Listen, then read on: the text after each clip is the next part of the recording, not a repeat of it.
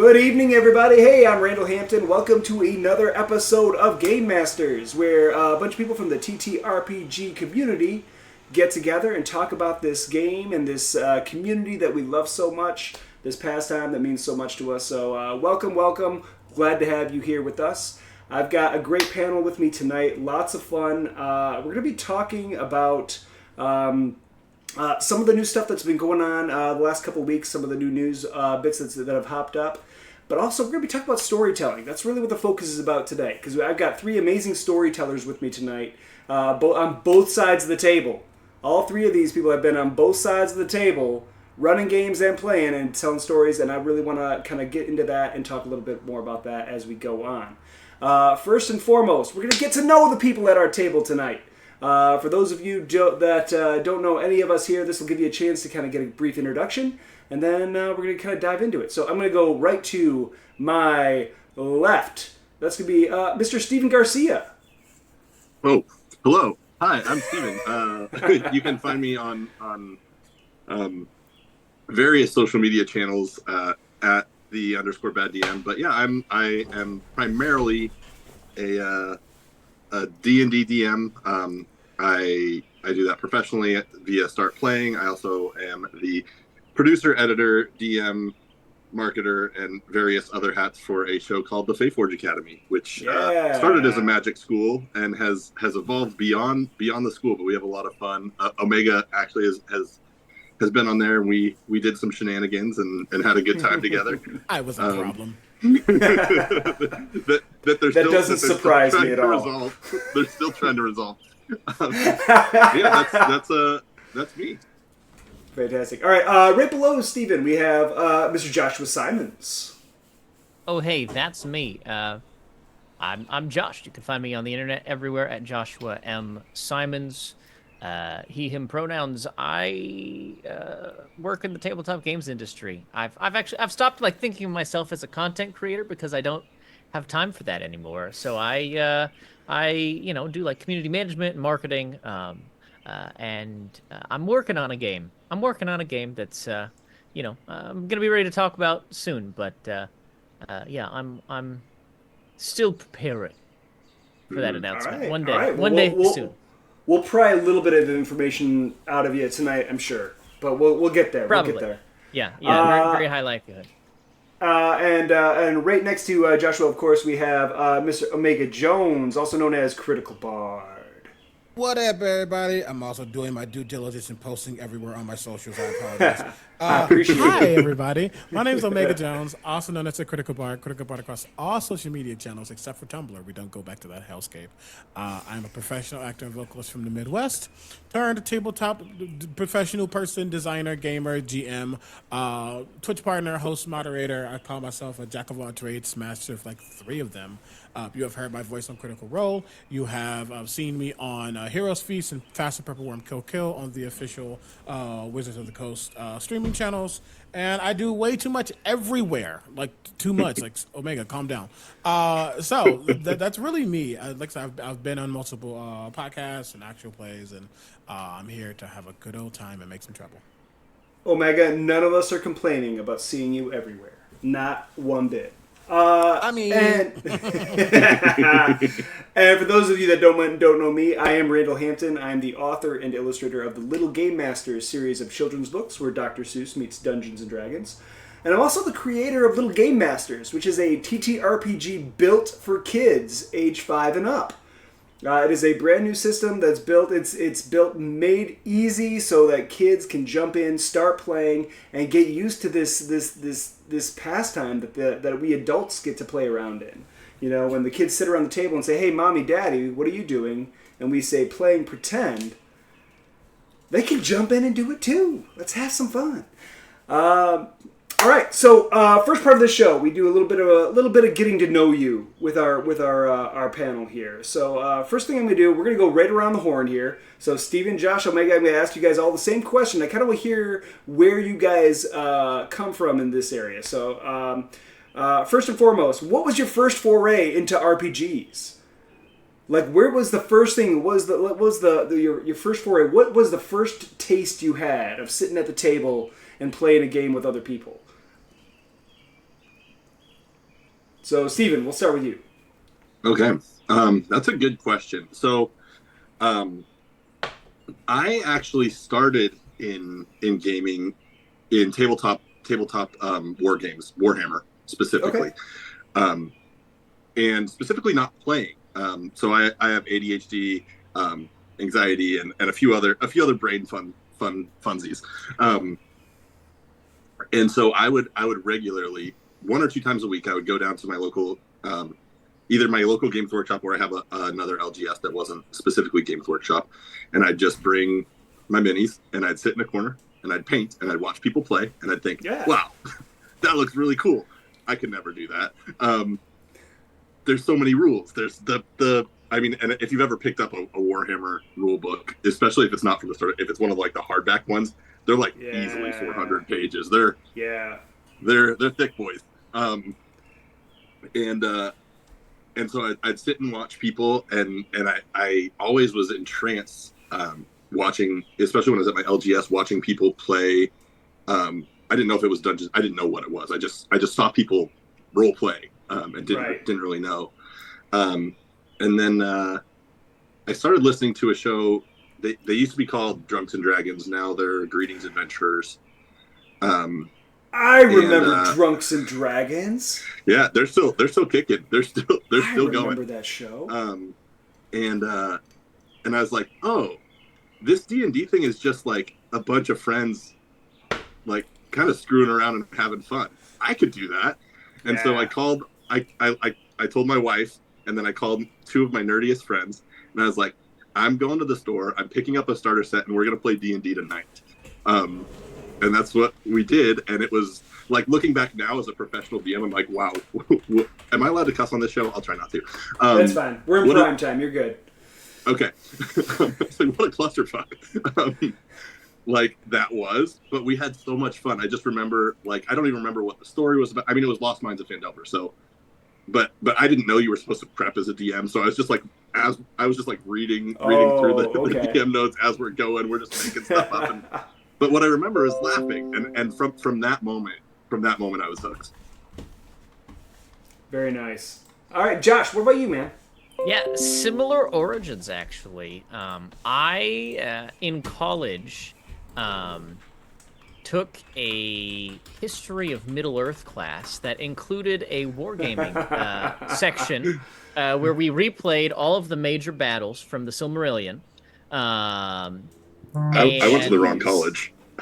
And while playing these war games for this class, one of my classmates went, "Hey, you seem like really into this. You should come and play D&D with us." And I was like, "No, I can't do that. That's too nerdy for me." And then they worked on me. They worked on me. You know, we had a whole semester together of doing this wargaming, and by the end of that semester, I said, "Yeah, you know what? I'll come show up to D&D night on campus," and the rest is history. I was a player in the Lost Mine of Phandelver, and yeah, that group lasted like 5 or 6 sessions until scheduling took us out. Sure. But that's usually the first cause. Yeah. Tale as old as time. Yeah. But I went to my local game store shortly thereafter, after I had just graduated, and found a local group to play with there, and it was a great time. Yeah. And Awesome. yeah, the rest is history. Omega, where did you first dip your toes into roleplay? So surprisingly, much different, but not. No. So again, I come from the theatrical space, and I've known about like Dungeons and Dragons growing up, but like not to the point where I knew what it was. I just heard the name, and the group I had gotten the family that had adopted me, who is now my actual family now. I knew that they had played Dungeons and Dragons a little bit because they had talked about it. But again, nothing I was ever really interested in myself, because kind of the same vibe. Oh, that's nerdy, not really for me, et cetera, et cetera, et cetera. You know how we are, Sure. so guided by peer pressure in the world as kids. But I was doing a 24-hour play festival. I want to say in like 24, 15, maybe 16, something like that. And the director of that was like, "Hey, we're getting this group together. There's been some whispers, and it seems like people want to play this game called Dungeons and Dragons." And I had known about it because I was deep in Tumblr world, hearing about Critical Role and things of that nature. And I was like, "Oh, you know what? I do like this, right? I was like, I do like this. So let me try this." So joined a group that ended up being 25 people. Wow. Not at once, Okay. but it was a big system where we all are part of the same story. It's not West Marsh's. We all were a part of the same story. He had like 4 days, for each like every 6 people to make groups, and it was this big collaborative story. And even like when we had our big act finales, all 20 something of us were in this house, and he had, it was this really cool system. You had an audience there participating. Yeah, it was wild. That's amazing. So that was my big jump into TTRPGs proper, and then I've been stuck ever since. Absolutely. I have literally been playing since I want to say about 1989. My aunt and uncle had started me off with second edition. And it wasn't even, we didn't even make character sheets or anything. We literally just went through and we made character sheets, but we didn't really use them. And then it was all theater of the mind. And anytime we went on a road trip, it was talking to each other and just playing out what happened on our adventure in that. And that was my first taste of it. And then, fast forward a few years to high school, so 90s. One of my best friends and who I still game with today. He and his wife are in one of my games now, but he was our DM back then, and he looked like a little Matt Mercer. He had the long brown hair, and he did all the voices and everything.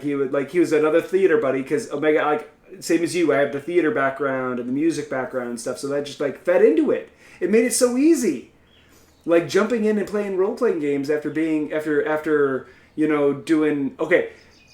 did Dracula in high school and then did Strahd on the weekend.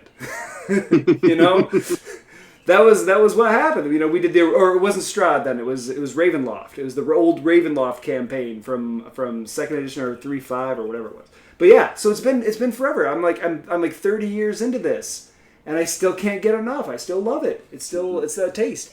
Omega, you touched on this.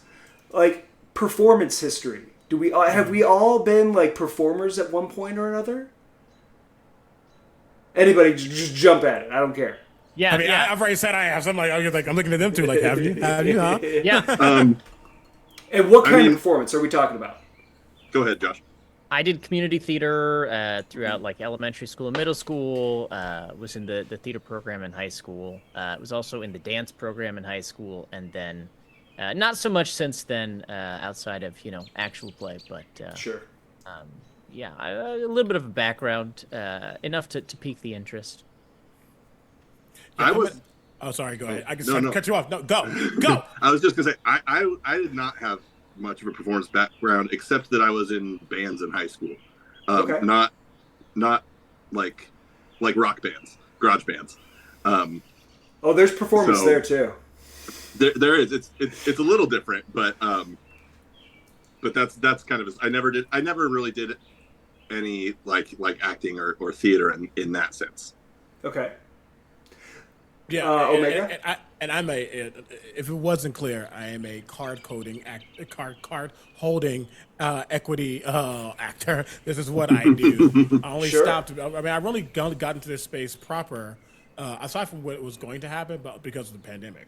Because I was doing tours and such, and then I had nothing to do. So all of us had nothing to do. So I think the TTRPG Renaissance boomed during that point. Man. But yeah.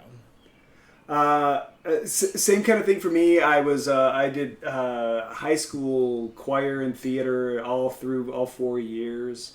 Did a little bit of community theater like Josh and no paid gigs to act, but man, did I love it. I had so much fun.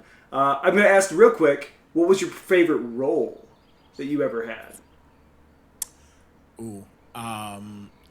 Things that come to mind immediately. Colehouse Walker Jr. and Ragtime the Musical, if you've never seen it or Ragtime, heard it, you need to go listen to it. honestly playing both Jesus and Judas in Jesus Christ Superstar at different times of my Okay. life. And Jesus, that was a hard role to play, Jesus. And then a role that's just always going to be near and dear to me is Flick in Violet the musical. Oh, okay. Underrated musical. Again, if you haven't heard it, listen to it. It's kind of like bluegrassy. It's a vibe. Josh? I would say the most fun I ever had in a role was as one of the Lost Boys in Peter Pan. I did Fiddler on the Roof, and that was cool. But I was just kind of like random bad guy, number two. But I did a couple that weren't like musicals that weren't as well known. Sure. And for the life of me, I am drawing a blank on the name of the show right now because it's just been that long ago. But it's this really touching show we did, and I'm gonna have to go and look it up here now because it's bugging me. We're gonna come back. Yeah, I'll come back to it in 2 minutes when Sure. I've got the name of the show. But it was like cast of 6 and took place in. It's really gonna bug me. Took place in. Just give me 2 seconds. I'll find it. Oh my gosh. Two of my absolute. I got two roles that I absolutely loved doing. One of them was Nick in Fame. That was so much fun. It's just the music's fun. The band that we had was just into it and playing such great music, and it was so much fun to be it. But then I was the voice and the puppeteer of Audrey 2 in Little Shop of Horrors. That was fun. That is a role that eluded me. So I literally had the microphone taped to my chest, and I was making the thing talk at the same time. That was a lot of fun. That was the hardest role I think I ever had.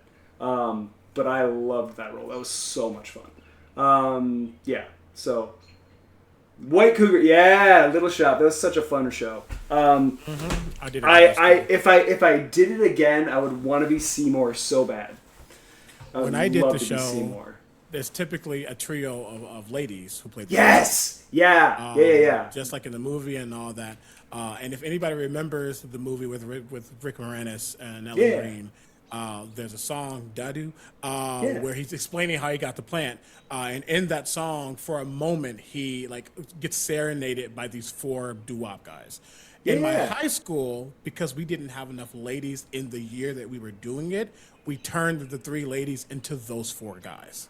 So all the lines are still the same and everything, but instead of being the urchins, we were that group who were like the group chorus. You're the acapellas. That was a lot of fun. Yeah, basically. Right, yeah, exactly. Acapellas. But yeah, so that was a lot of fun when I did that. But, Fantastic. That's awesome. Joshua's still searching, so... I'm really trying so hard. No, it's all good. It's all good. I had another question that I wanted to put into the getting to know you thing, but I think I actually want to move it down to when we talk about storytelling, because I think it just fits a little better into that category. So we'll come back to that. And instead, I want to jump right ahead. The Dentist, White Cougar, The Dentist was fun and great, and if you had the right person to do it, you could pull it off. But no one really, it's like oh jeez, I just blanked on his name from the movie. It was Steve Martin. Steve Martin, yeah. Just absolutely just brilliant. Oh, you were the dentist. Oh, fantastic. Good on you, buddy. Nice. Okay, so let's move on. I'm going to talk about a little bit of the news and stuff that's happening in TTRPG land. Everyone knows, coming up here this year, WotC is bringing out edition 5.5. The new edition that is backwards compatible with 5e, but not really changing 5e, but there's still a lot of new stuff in it, so don't really know what to call it yet. But they did do an article last week where they did a reveal of the cover for the new book and a lot of some of the art for the interior. So I wanted to kind of actually throw that out first off. But if you read the article, what were your thoughts on what you saw I believe it is the same artist that did the 5e Player's Handbook cover. Did this one as well. I love it. I'm gonna say that right out the front. I love the art on the cover. I think it's great. It's really good art, and it sucks. And I know we might touch on this later. It sucks that like we're in a space where everything is. I mean, I could say it. It's reactionary and incendiary in the same breath. So there's no room for curiosity. There's just room for attack. And this person who had not, there's zero AI in these arts. Yeah. Zero, and yet, so I think the art. I think it's really really cool. I have my personal feelings about this new revised player handbook. Go ahead. I don't care for it. Really? So I went to the summit. Okay. When this was announced. Well, not announced, when we talked about it more. And the entire time I was just like, if you keep saying it's backwards compatible, why don't you just then what's the point of this? It feels like a cash grab to me. It doesn't feel like the Okay. rules actually really need that much updating. I feel like they're changing things for the sake of changing it, not really because it's necessary. Now, I get the games grow, et cetera, et cetera, et cetera. And there are some things I like about it, like some of the classes, how they're working now are interesting. But for the most part, each time something else comes out, I'm like, this just feels so unnecessary. And again, the entire time we were getting sold this, it was, but you still can play the original 5e along with this. Right. And it's like, but you're going to have one person playing the 5e Ranger, the other is going to be playing the 5.5e Ranger, and then someone else playing the older Ranger that we don't even want to talk about again. Why are we? What's the point? It feels like it's too much happening. Well, I want to raise one point. It's been 10 years since the last edition was released. There has never been that long of a gap in between editions of Dungeons and Dragons. So Sorry. I'm kind of to piggyback off of both of those points. Like I feel everything you're saying, Omega. I think I read like the first two like playtest documents that they sent out or beta or whatever it was. I don't remember what they call it. And I just wasn't that grabbed by the idea of having to relearn a game to play the same game. And so for me, I think, to jump over to Randall, your point, it has been a long time. And I think I would have preferred if they had really just honestly just been like, we're releasing a new edition of D&D. Like, because this feels like they're trying to get the best of both worlds, and I'm worried with how it's gonna actually play out. That being said, as someone who runs games professionally, I will get the new player's handbook. I will get the stuff. Sure. Because I'm sure there will be people who want to play it. It feels like, just from what I've seen, and truthfully, because I know how play testing and stuff works, I didn't want to get too caught up in what they were actually releasing, because I know the final product might look 1,000,000% different. It might not look like anything that they release. You just Sure. You don't know. I've just kind of taken a sit back and watch, and I'm going to keep playing 5e as it is, because that's what honestly, like if you're going on start playing, a lot of people, it's really easy to get people to fill your tables. Sure. A lot of people want to play it. It's also become kind of a common language of TTRPGs. And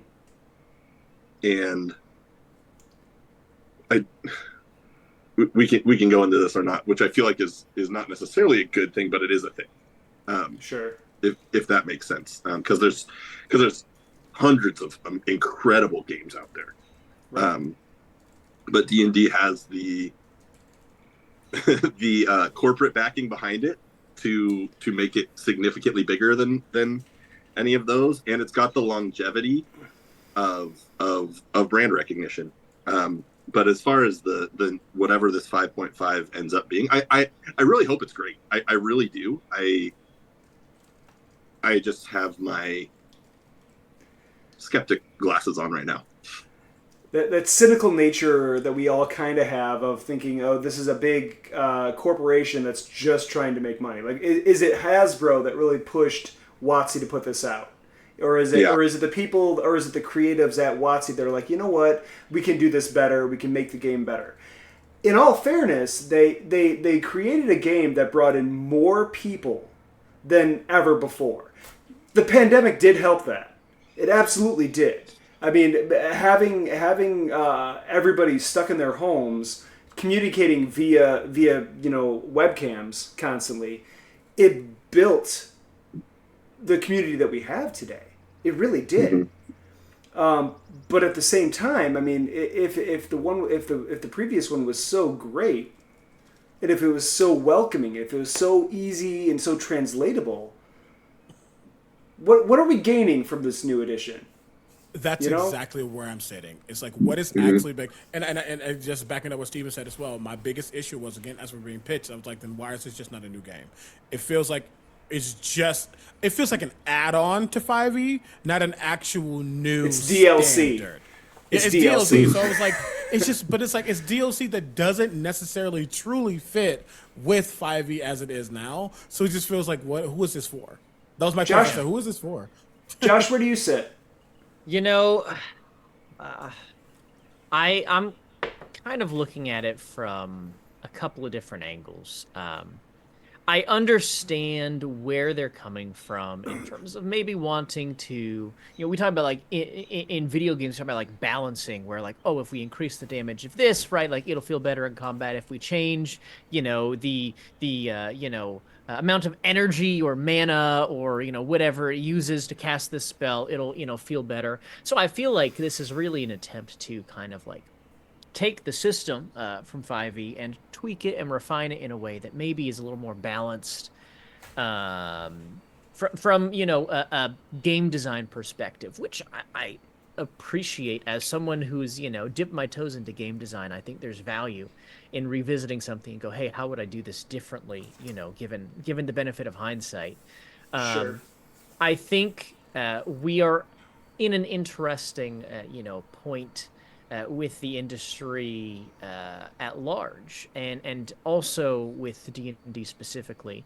And historically, the last time that there was a 0.5 edition of D&D released, it led to a pretty large split where the folks who liked 3rd edition went and started this company called Paizo, and the folks who liked 3.5 have remained in the D&D ecosystem. And so it's interesting. I don't pretend to be able to tell the future or anything, but I am very curious to see if we will see something similar to what happened with the 3rd 3.5 kind of diverging of paths. That maybe does actually open the door for other games or a school of indie game design, thought, has an opportunity to kind of rise to some prominence. And I think to some extent we are seeing that with some other games that have done very well on Kickstarter recently. I'm thinking of, the MCDM game, for instance. But also, there was a lot of hype around Kobold Press's Tales of the Valiant, which is kind of its own take on D&D 5.5 at the end of the day. It's really just, a different, tweaking of the rules with, a couple of different game designers. They've said, oh, well, I would do it this way instead of that way. But, yeah, it's interesting to be sure. And I think, kind of from that historical lens, we could see, a diverging of paths. I think there will always be people who 5e holds a special place in their heart. And they'll look at the 5.5 books, bounce off of them, and continue to play 5e. I think there'll be people that really like 5.5. And especially, as more books come out for that, people are gonna go, oh well, yeah, this is the one for me, and they'll gravitate to it. And I'm just kind of curious to see where people land. Sure. Obo Lauren in chat brings up a great point.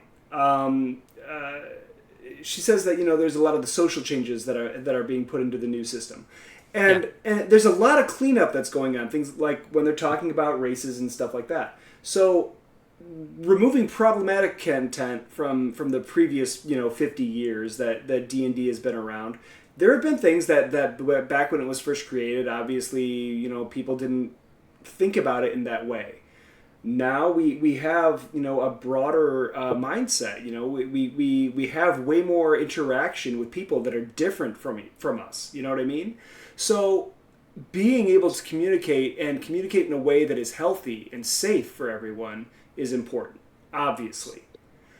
Yeah, having those changes, but is that the real reason for the new version? You know what I mean? Is it cleaning up what they had and making it more? I don't want to say politically correct, but making it more palatable. Yeah, I think some of those changes are important to make, but I also think it to me it should push towards not a papering over of the mistakes that we made, but a whole redo of the system. Like, to me, that is a stronger argument for a new game, for a new edition, for hitting the reset. Like, hey, let's look at 5e and 4e and 3.5 and 3 and 2. Like, let's look at the history of this game and let's find those areas that are problematic, that are not okay, that are rooted in racism and through, because the vast majority of this game is written through the white male heterosexual gaze. Like, right, that's the lens through the most of this history. Yeah. And to me, that doesn't say let's 5.5 this and like let's try to change a couple words here and there. It's like let's rethink what we have. And start with something new, in my opinion. And the kind of what they did with like the orcs and all those things, like they saw a time where they needed to change what's going on in the current system that we have, and then they changed it. So I get the social changes, like changing things from race and key and all that stuff. But if you really want to do that, you would just do it in 5e. So again, it goes back to what exactly is this for? And the other thing is, like, especially in this day and age, companies aren't going to, well, it's weird. You would think they would want to put eggs in many different baskets, but that's not what they're going to do. They're going to focus. They're going to hard focus to make sure this thing that they're trying to sell next gets the oomph that it's going to get, which means for a long time, 5e as it is right now isn't going to get a lot of attention once this new player's handbook and Dungeon Master's Guide comes out. So what are they planning to do with 5e once this comes out? They keep saying it's backwards compatible or we're not touching it, but in actuality, most likely they're going to. So I'm just waiting for them to say that. It makes me wonder what's going to happen. Like, so I'm going to guess of the 4 people on this call right now, how many of us have a subscription to D&D Beyond? Technically, no. Also, technically, no, but I use it. Who uses? Yes, let me rephrase. yes, Who yes, uses D&D Beyond? I use it daily. Okay. Yeah. Now, what we have on D&D Beyond is a great tool set to be able to pull from all of that literature and be able to create these characters and run our games and have consistency from player to player to player. When 5.5 comes out, what's going to happen to all the 5e content? Is that just getting swept away, and then we have to rebuy new books? Or yeah, that's, you know what I mean. I honestly think that's why they're saying that it has to be backwards compatible, because I think there is so much investment into what is already on there. Mm-hmm. It's going to be hard to, especially since so much of that is digital. And you guys just froze. I don't know if it's because I'm on my phone. You're good. Full disclosure, chat. My internet is down. I got a wonderful text from Spectrum today. No worries. No worries. So I'm on my cell phone. Spectrum. Yeah. Come on, guys. But so I guess what I'm trying to say is Wizards has made a couple steps that were not hugely popular in the last, I don't know, would you say 2 years, y'all? There's been a few things that they've done that have caused some pretty big backlash, and I think there have been some missteps. Yeah. Some significant missteps. Hiccups. And I think that because of that is a big part of this backwards compatibility, because they know a lot of people have invested pretty heavily in D&D Beyond, like not just like 50 or $75, right? Like no, like hundreds hundreds of to thousands, like, Easily thousands. yeah, yeah, absolutely. And to bring in a new system and say all this stuff, all these tools that you use, like boom, gone. Like I don't. Or even worse, I don't think they're gonna say poof gone. I think they're gonna say poof irrelevant. I think they're gonna be like, then why did I spend all this money? Well, Like, you know, I guess I can have it, but also like. But it makes me wonder, like, why don't you make it an opportunity? Why don't they make it an opportunity where you can go onto D&D Beyond and you can buy a 4 ebook, or you can buy a 3.5 book? You know what I mean? And then if you want to play those games, by all means, we still have all of this. We have all this history. We have this library of information for you to be able to play whatever game you want under the D&D brand. By all means, let's give it to them, and let's give them the opportunity to buy it again. Do you know what I'm saying? That would be smart. That would be cool. It would be amazingly smart. Yeah. Now, if they're going to do that, rights issues. Lobo Lawrence's rights issues, really. And I definitely can understand that 100%. Yeah, because I didn't think about things that. are different. But like, and man, but they could start now. They could start with at least 5e and go from there.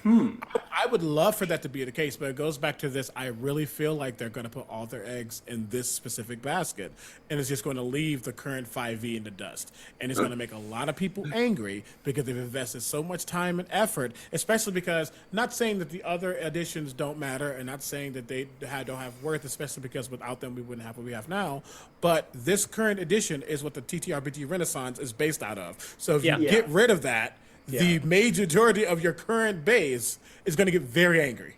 Yeah. Well, you know, I think it's worth mentioning, right? Wizards of the Coast makes like just shy of $2 billion a year in revenue off of D&D and Magic the Gathering. Like most of that is Magic the Gathering. Sure. Unfortunately, I don't have the figure for how much is D&D versus Magic the Gathering. No, it's still insane.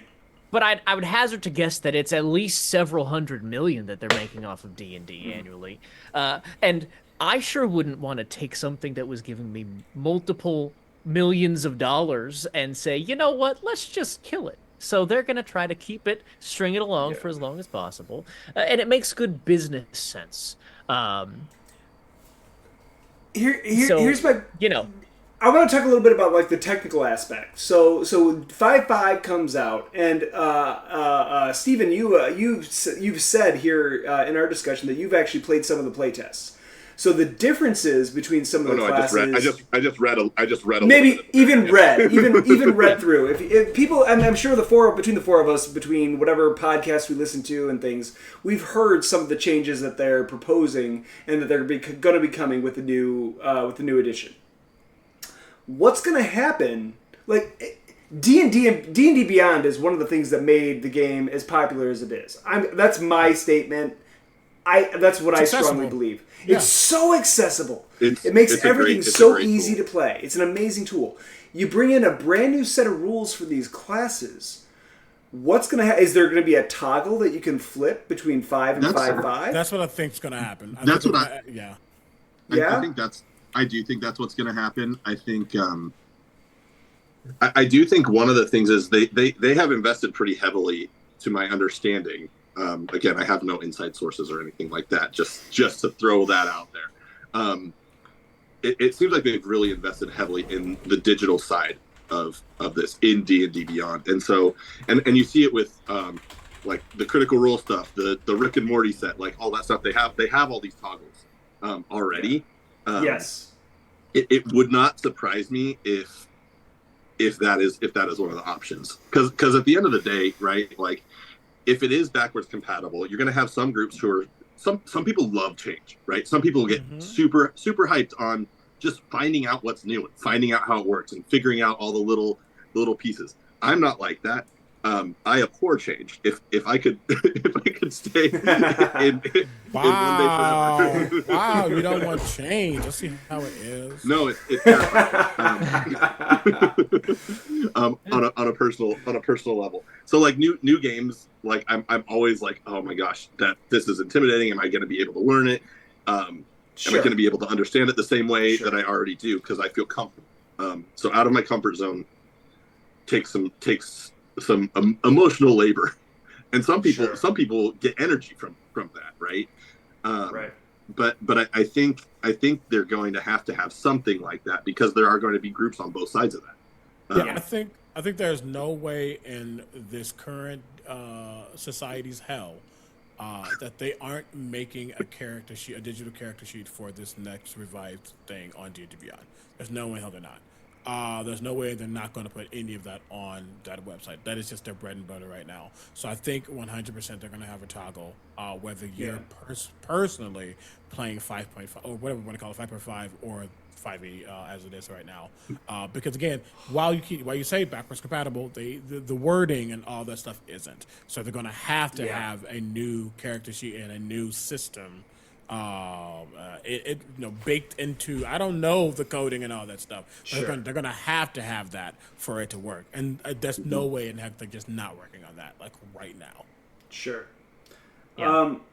It'll be something where it is very possible from having worked at another digital tools company that you can make a toggle that switches between this set of labels or that set of labels, and it's not too hard from the tech back end, so long as you set it up right. I don't know what things look like in terms of how they've built D&D Beyond, because I've never worked there.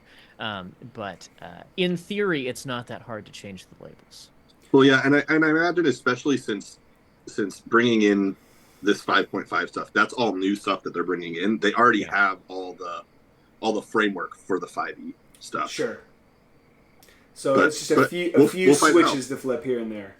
But also, they've got access to everything, months, if not a full year in advance. They have so much time to set it all up. Yeah. They've got so much time if they have to do any additional work, build out any new infrastructure. Sure. Like, there is no way in hell that D&D Beyond does not have the new player's handbook ready to go on launch day. No, I'm not worried about that. But, I mean... I've got mixed feelings about the whole thing, because one, Wizards of the Coast, Hasbro, I should say. I don't know necessarily about Wizards of the Coast, but Hasbro in the first place never wanted D&D Beyond. They wanted to kill it as soon as they bought it, because they wanted to have their own thing and have it all fixated with their new tabletop system that they had, their virtual tabletop. I think that's kind of gone away a little bit. I think the virtual tabletop came out, people got to see it and play it, and they're excited about it. It's an interesting idea, but I don't know necessarily... It's still happening in the background. You think so? I will say that much. Okay. No, that's, I mean, again... The NDAs I have that I will not talk about. No. Yeah. I think it's going to be hand in hand. Sure. It's going to be the actual, like, if you want to use like Roll20 for the example, it's going to be the face of Roll20 versus, just the compendium and the character sheet. They're actually going to, I think that stuff's going to still be there. But having that VTT doesn't negate the necessity of D&D Beyond. If anything, it's going to go into that virtual tabletop. You would think they would make it so compatible that it would be a no-brainer. Like, they already have the infrastructure for it. Why waste the money and time building something new for your VTT when you already have it? Yeah, well, I recall from some of the marketing stuff that they had talked about when they were doing demos and stuff initially from the VTT. 'Cause I recall that they were talking about how you could take your D&D Beyond character and import it right in. So I'm sure that they're building it to do that integration. I can't speak to what their long-term plans are for either platform, because I don't know. If you've messed around recently on D&D Beyond, they have the maps section now, where you can choose your campaign. Like, if you have a specific campaign that you're running, and characters can bring those characters as tokens onto the onto the map and that sort of stuff. So it's definitely Yeah, honestly, that's my favorite VTT for D&D right now because it's so easy. I don't have to do any prep. I just go, Sure. great, I need a token. Awesome. Like, I'm Right. such a low maintenance, give me the easiest VTT experience Well, possible. And right this now, is- that's it. This is a fun little side question, though. Personal preference for the three of you: VTT or actual tabletop or theater of the mind. Personal preference. I mean, I'm always going to want a home experience with maps and all that stuff. There's just nothing like it. Okay. But I mean, 2P it's not really a either or. It's what is my mindset right now? Do I have Okay. the mental capacity to get on a map with tokens, even on a VTT? No, great, theater to mind. And I just got to make sure I do my due diligence Fair. on my end to make sure my players are understanding. But if I can get it prepped, then yeah, I love maps, I love tokens and all that. yeah. I think especially for D&D specifically, I prefer D&D with tokens and maps. If I was to paint my ideal session, it would be with a map around a table, drinking beers, having snacks, like that whole vibe. Oh, son of a bitch! Next question. Favorite? Oh, I'm sorry. Damn it. Joshua, go ahead. Sorry, your preference. I'm sorry. I'll get to it. Yeah, I mean, it kind of depends Scatterbrain, sorry. on what context I'm playing in. If I can do an in-person game with actual physical terrain and minis, I love that experience. I haven't had the chance to do that in a number of years for a variety of reasons. Yeah.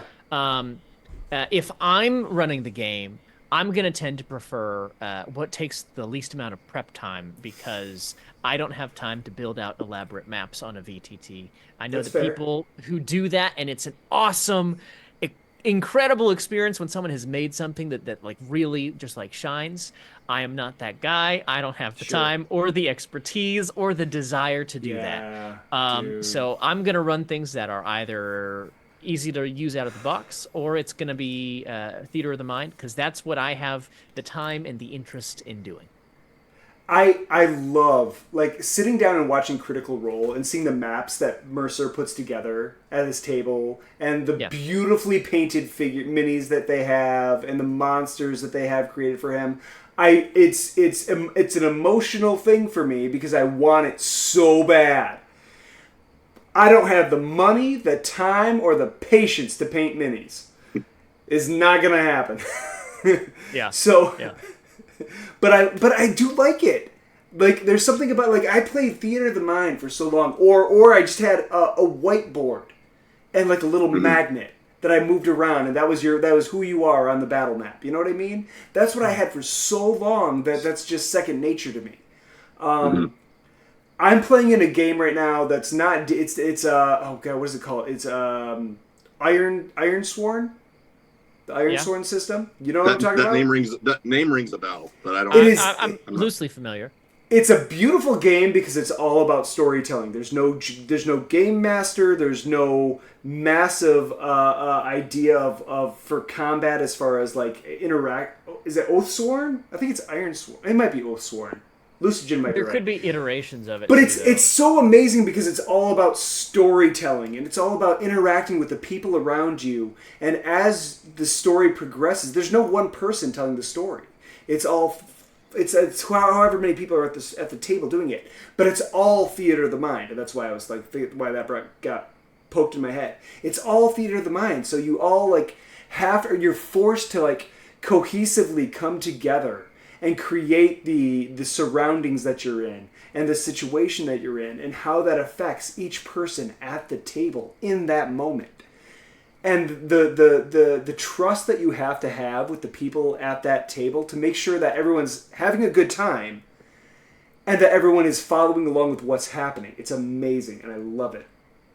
Narrative co-op game has huge minis and pretty epic. No, that's different. That's a different thing. This is totally like Theater of the Mind. It's Ironsworn. I'm looking at it. It's Ironsworn. I've loved it so far. It's been so far out of the box from what I've ever played in my life, and I love it. I'm sorry someone brought it up. What's your favorite go-to snack at the table? Sour Patch Kids. Easy, Sour easy. Patch Kids. Give me that 7-pound bag. It's done by the end of the night, and I regret it for 24 hours. Yeah.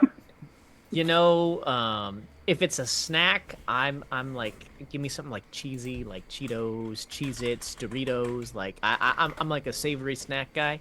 But like, if I could have anything, I'd just give me pizza. Like I just want a slice of pizza. At the All top. right. Pizza does taste. Pizza feels like it's part of the game somehow. Yeah. Yeah. Yeah, it's part of the I don't experience. know how to explain it, but it's definitely part of the game. Yeah, 100%. And very specific. Spicy nacho Doritos, All right. or white cheddar popcorn, Okay. or as many fruit snacks as possible.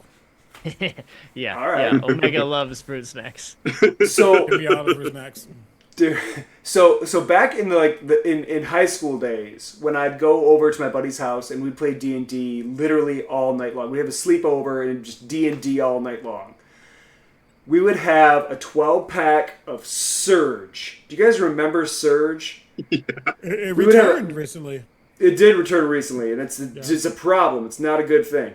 We'd have a 12-pack of Surge, a couple bags of Funyuns, and we're sitting around looking at each other and like, why are we here and not out on dates? Oh, right, this. It was rough. But yeah, no. Give me chips. Give me a ice cold beer. Give me. And this is gonna show my age. Give me a veggie tray with some hummus.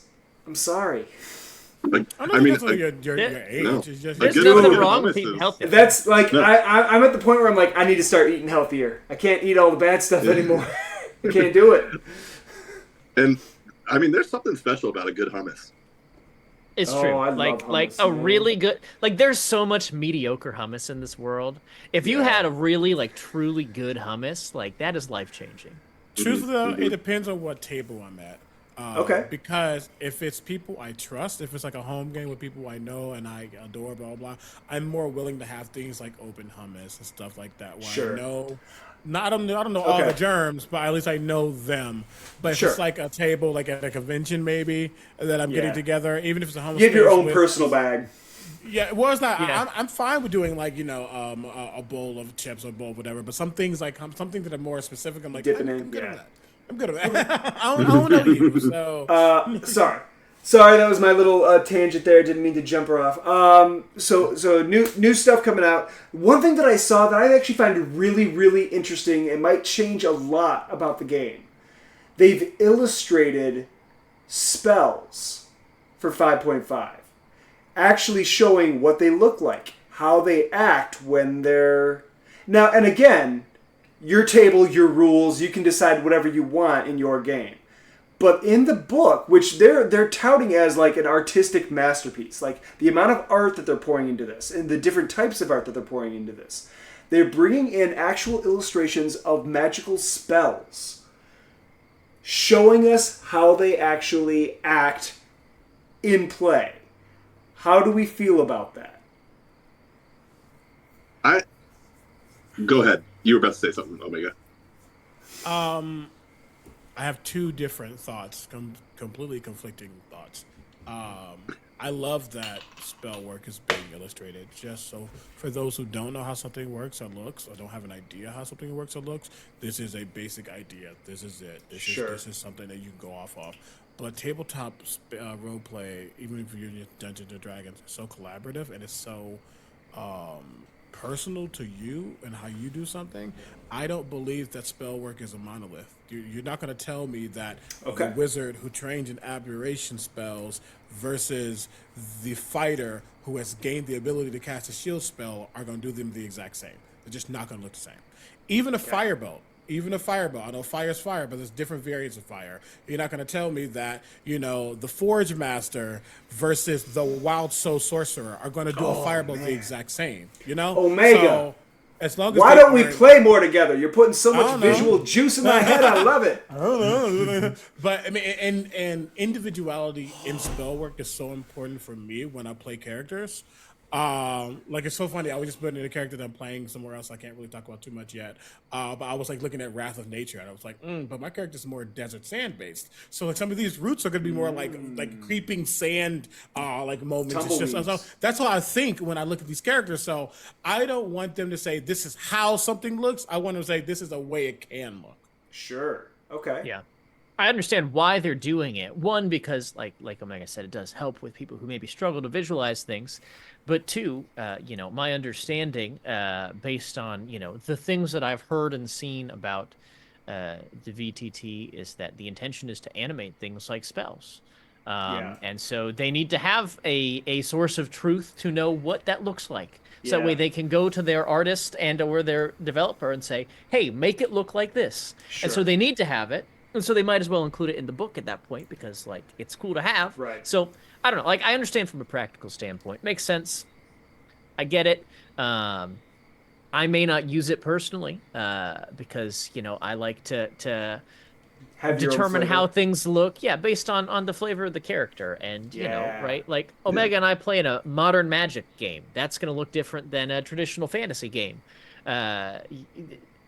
If you're playing, like, super gritty, grimdark type of game, it'll probably look different than if it's like incredibly like heroic high fantasy, right? Like you gotta let the tone of the game and the tone of the character inform that as much as you want it to, at least. Yeah, I think from I like looking at books standpoint, big fan. I like looking at for sure. I also do think, like, I'm trying to put my feet in the shoes of someone who's like, I'm going to go pick up D&D. I don't know much about it. I don't know what it is. And the reality is, this game that a lot of us have spent years and years of our lives becoming professionals in, right? Like, our understanding of that game is very different than what it was the day we started. Sure.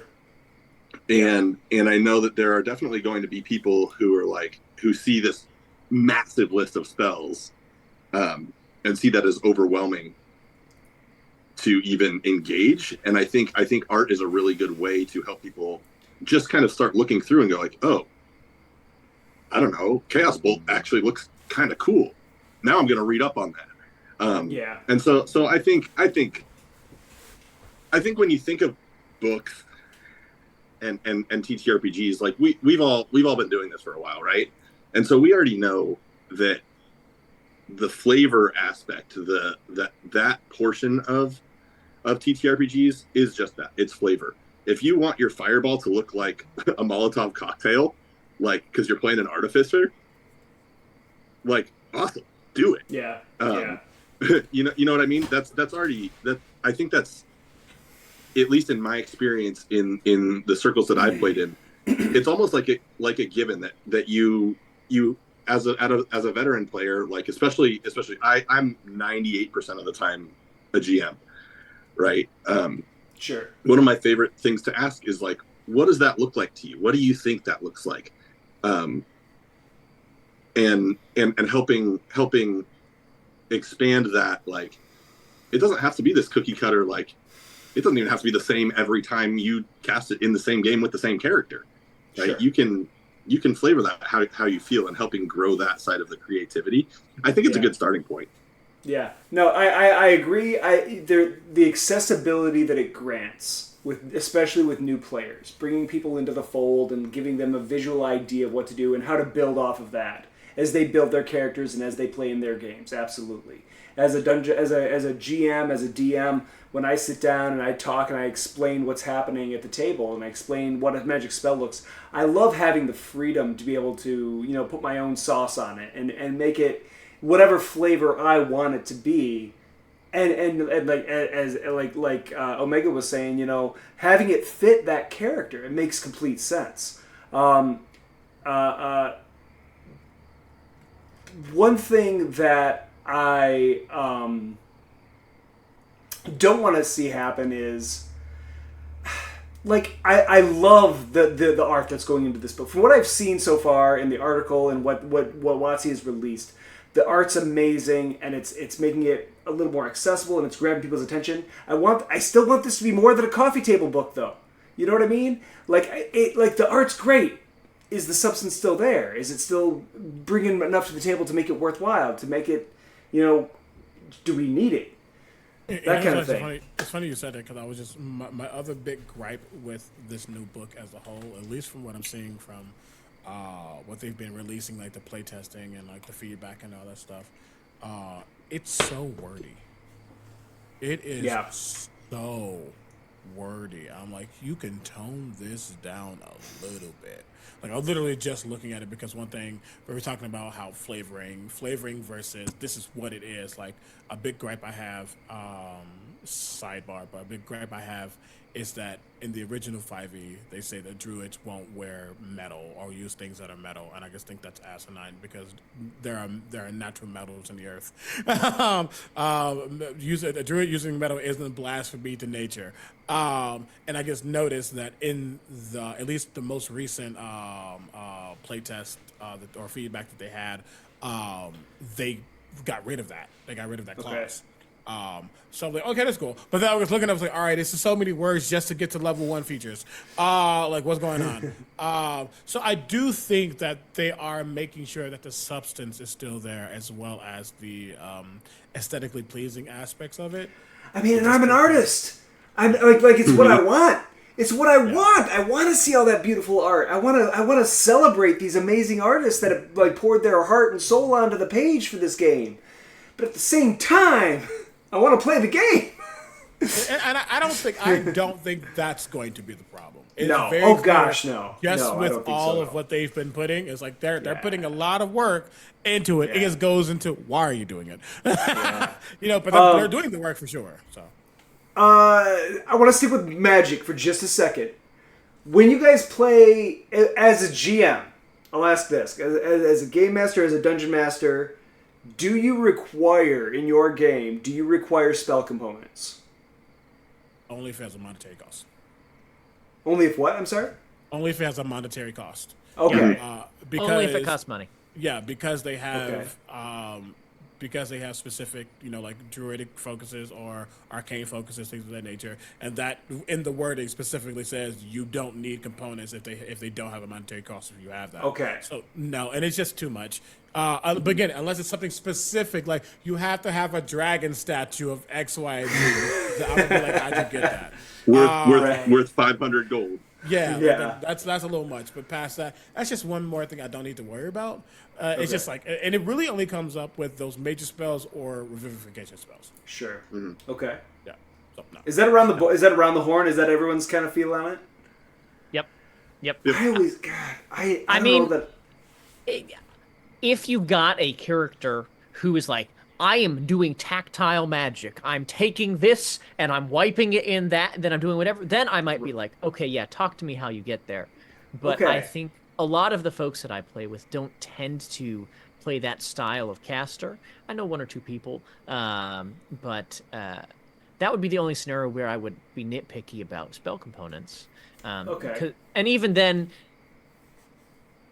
if the spell says, bat guano for fireball, and you say, you know what, instead it's going to be, some cow dung, right? Like, okay, I don't care. If it's flammable, it's flammable, right? Like, it's a component for the spell. Take some creative license. That brings up a good point. Liam on Critical Role with Caleb, that was his thing. Like, he was very intentional about it all throughout the campaign. Any spell that he cast, he made a note. I do this with this, and I slap it together, and I rub it out, and it's so much flavor for the game, and it's so much body for the game, and it makes it so much more tactile for the listener, or for whoever's watching. Not to mention the other people at the table. They get that feeling of there's something happening when this grungy, ginger slaps his hands together with a pile of bat shit, and it turns into like this massive fireball. But that's his flavor. Yeah. That's his flavor. It's specifically his flavor. Yeah. And that's exactly how the component pouch is designed to work, right? The component pouch is and I think if you're a wizard, you can start with a component pouch or arcane focus, right? Those are both designed so that like if you want to play a spellcaster like Caleb, they have all the components and all the spells that are like I get ended, right? Or how they're and so I think one of the things, and that I know there are people who like the spreadsheet version of role playing games, who like to count how many arrows they have, how many of each thing. And I think the thing is that's available. And if you want to, kind of like Josh said, if you want to make sure you have each spell component and you want to go through that, and your GM is also okay with making sure shops are filled with those things and all that stuff, that's awesome. But the way it's written, like you have those items workarounds that let you bypass that rules of written. And it's not even that. Yeah, I don't want to say it's a workaround or it's a bypass. Okay. It's literally just how. Because again, no two people are a monolith unless they come from the same school. Okay. Then maybe they do the things the same. Like, for instance, going back to how me and Josh are in a Modern Fantasy campaign, my character's a divination wizard. And all of their spells are on this handy-dandy notebook that they have. I mean, notepad, and they literally draw different symbols and sigils on this thing, and they toss it into the air, and that's how the spell happens. Just sitting there drawing on their Palm Pilot. And just literally, like, one of my favorite things is, like, casting, when we were doing teleportation circles, I would literally draw things on these notepads and put it in a circle around people. That's how he did it. And versus, being like, I grabbed this thing and that thing and mix it all together. It's just the flavor of that specific character. And I don't think doing one way negates or is better than another way. It's literally just how they have processed this form of magic. Sure. Love it. All right, we cracked the 1 hour mark, so I want to get into kind of talking about the meat and potatoes of what this show is supposed to be all about, and then we kind of touched on it a little bit. We're storytellers, through and through. Whatever you look at, what we do and how we perform, what we write, what we put out on Twitter every day and night, and I will always call it Twitter. I will never call it X. I'm sorry, but no matter what it is. I mean, in one form or another, we're telling stories. We're communicating our thoughts, our emotions, or our players' or our characters' thoughts and emotions out to the world. I would love to see kind of into your guys' minds a little bit on how you approach storytelling in different ways, and I guess there's a couple ways I want to do it. I want to touch on as a GM, how do you guys set up your stories? Like, but on the other hand, I want to talk to you guys about as players, how does that change, and how do you kind of fill in the gaps that maybe your GM is leaving out?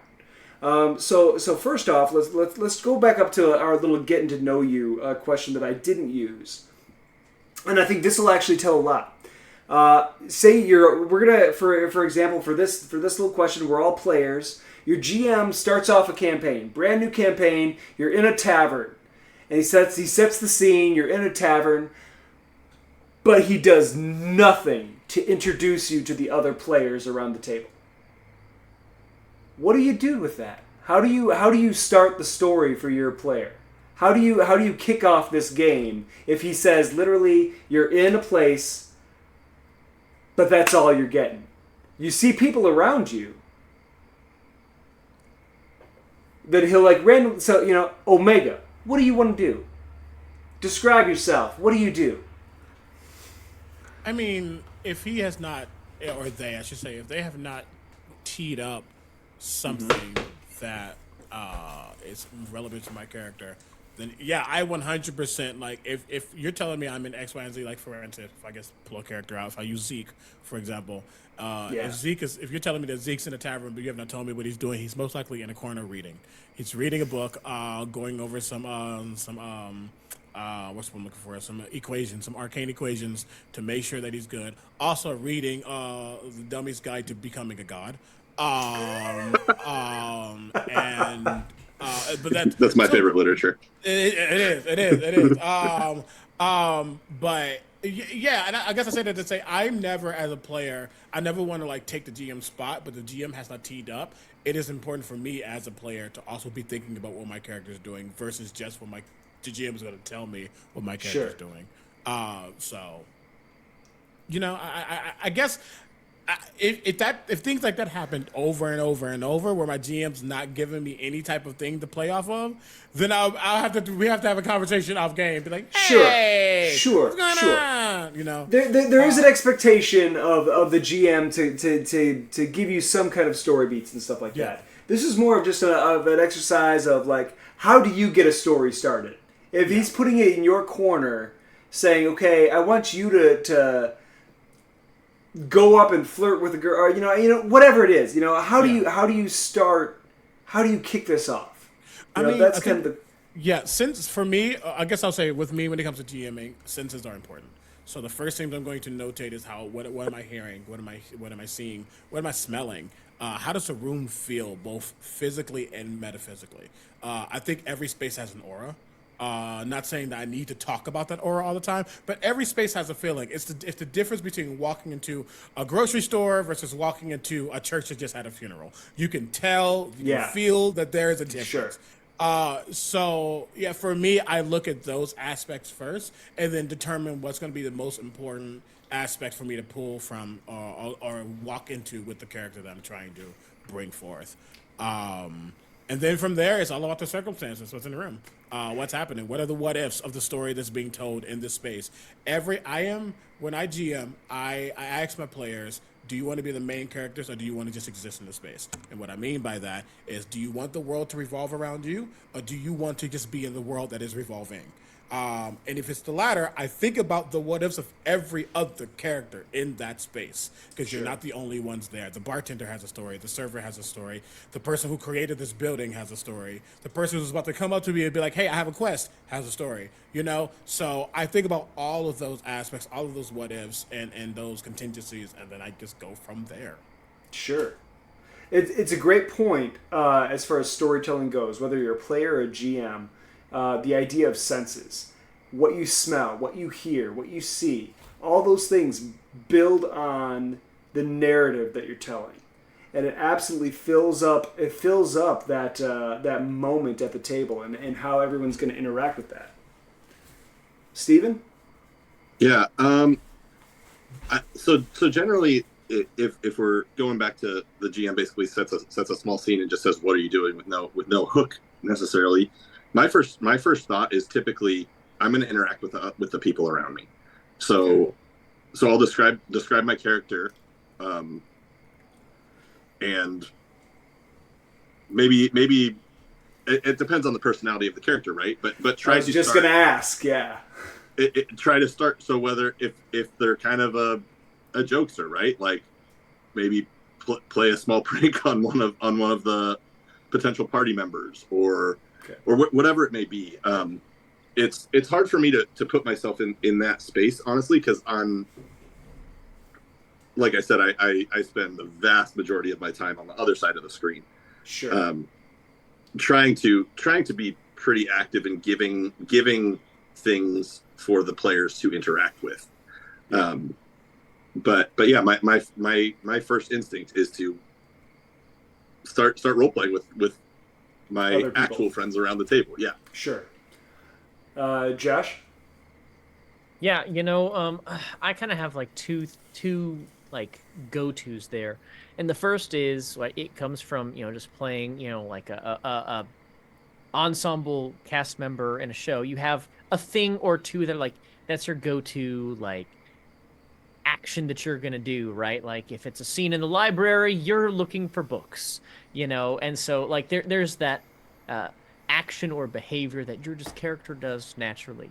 Since we're talking about this Modern Magic game, Jax, the bard that I play, his go-to thing is he finds something to eat or something to drink, right? It's, hey, I'm hungry. Hey, I've got the munchies. Hey, I am too sober for this right now. And you find something to eat or drink, whatever it looks like, So anytime we're going somewhere, anytime I have a chance, it's like, oh, well, let's stop by that taco stand on the way. I want to go get something to eat, But then also, kind of like Steven said, if you're in a room with other people, I find a way to interact with one of the other party members, and depending on who your character is, that could look like Steven said, like very much going for it, or it could be like, oh, hey, You wouldn't happen to know what this ancient gnomish word translates to in common, would you? I'm trying to translate this old text, and this one, I don't know. This one, are you familiar? Right, and then it's Right. like much more of like a introvert, like hesitant, like reach out sort of deal. And so you just find like, what is it that they're doing that they're trying to, bring someone else in on. Um, as a GM, I like to give, if I'm going to throw characters into a room without like an introduction or a prompt, I try to give them like a centerpiece in the room, right? There is There he someone goes. who's walked in, who's a magnanimous character, and your eyes are on them. And then someone wants to go interact with that person. Or, there's a scene or a performance happening. And so then, it's the attention is on, okay, there's something in the room, and I try to use that as like my storytelling device to get the game going. Okay. Yeah. When there's space, I try to be pretty intentional about like this space is if there's anything any of you players want to do. So if you take that same scenario, you're in the prototypical D&D tavern.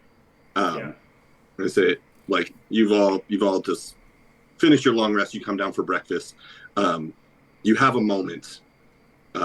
If the 4 or 5 of you have anything you want to do with one another, have any personal tasks or anything like that, I try to make those moments pretty obvious. And then if everyone's like, no, we're good, then boom, then it's into in the corner you see a hooded figure, blah blah blah. I mean, everybody's going to come to the table with a 3 or 4 page backstory that they gave their DM and personal goals for their characters and their own little side quest they have, or their main quest. And I've always felt like there have been times when I felt like my character was either going to be like you had said, Omega, like they're either going to be the main character of that campaign, or they were going to be, the main character's best friend. Like whenever I come into a game, it's one of those two things. Like there have been games where absolutely my character, at least for one arc, he was the main character. You know what I mean? Or she was. And then there are other times when the character comes in and they're the support. I had one campaign that went for like 7 years. And throughout the campaign, we started off, we travel, we find a girl in a box, and she comes back to life, and okay, hey, magic girl, awesome. We need to protect her, we need to find where she belongs, that kind of thing. Go along, oh, wait, your family, your whole clan was destroyed. Okay, well, then that's all about you, so we got to make that right. Finding the beats and the notes throughout the campaign, sure, there are points when your character can step up and lead the story. And then there are other times when you sit back and you kind of let the other people around you take the steering wheel and build and grow and show their flavor and show what they're about. I want to say, though, and that's absolutely a fair thing to say, when I ask a question for my players, I'm much less thinking about individual main character spaces. The group. I mean, like, do you want to play in a world where the actions of this party are going to have severe consequences? Consequences isn't a bad word. It's just a natural reaction to an action. Do you want... Because people have to think about, like, a consequence is just a natural... It's just the B to the A. But do you want a group in a story where the things this group is doing is going to affect the world as a whole eventually? Yeah. Or do you want to exist in a space where you are not the only adventuring party that matters? Sure. You're not the only ones that exist. Yeah. Some of my favorite things is like when my players are like, this character can do this character can do that. And I'm like, oh, you thought you were the only person with a character sheet? Interesting. I specifically, my big bads are like big, more important villainous characters in my stories have actual character sheets. Not sure. Oh, absolutely. Because they are Absolutely. individuals just like the characters are. So they get so confused when I'm like, yeah, I'm counter spelling that, and I'm doing this, and I'm doing that.